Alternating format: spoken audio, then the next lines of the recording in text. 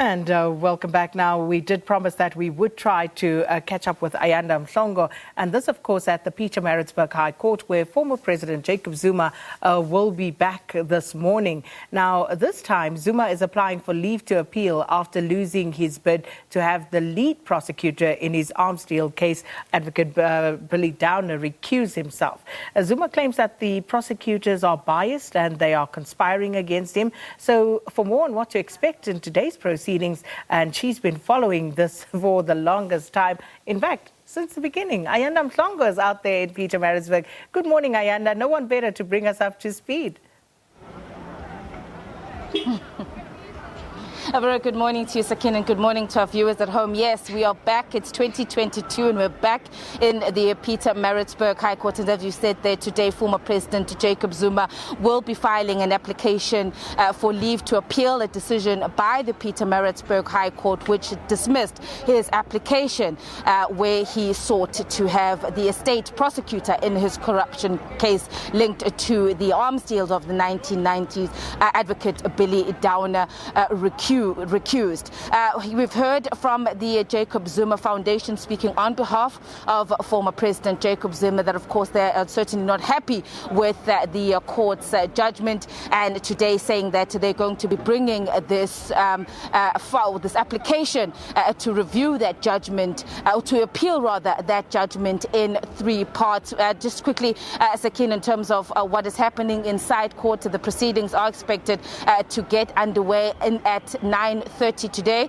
Of course, we do know that the National Prosecuting Authority has said that the former president has no right to make this or to submit this application for leave to appeal that judgment. We will be speaking to the NPA spokesperson, Advocate Mhaga, a little bit later on, just to unpack for us the reasons why the National Prosecuting Authority feels that the former president does not have a right to appeal the Pietermaritzburg High Court judgment. We know that in terms of Zuma's defense team, they also intend to bring another application before the Pietermaritzburg High Court. But in terms of how that is going to be dealt with by the court, we'll have to wait. And that, Sakina, if you remember, in October last year, it was a week before the application to have a for Advocate Billy Downer to recuse himself was heard before the Pietermaritzburg High.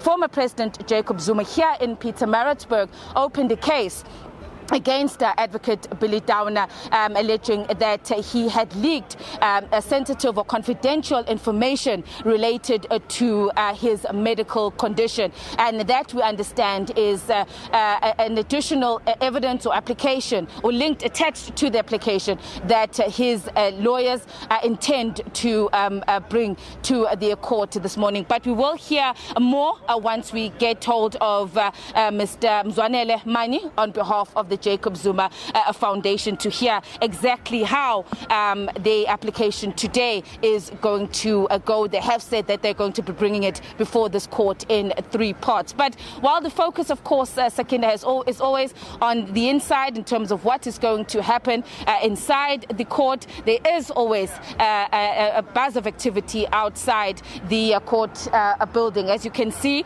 we're standing in the road just next to the court, which has been cordoned off by the police, and this is the first time that the supporters of former President Jacob Zuma are gathered or going to be gathering here. We start to see some of his supporters have started to arrive here outside the court. We are told that they are going to be setting up a mobile stage, as well as more supporters of the former president are expected to be making their way here to the court. In terms of some of the people that we've seen come through here, we know that there are his supporters, members of the family. We've seen his daughter, Duduzile. We've seen the former SAA Board Chair Dudu Mieni also arrive here at the court, and we are expecting other members of former President Jacob Zuma's family and obviously the leaders of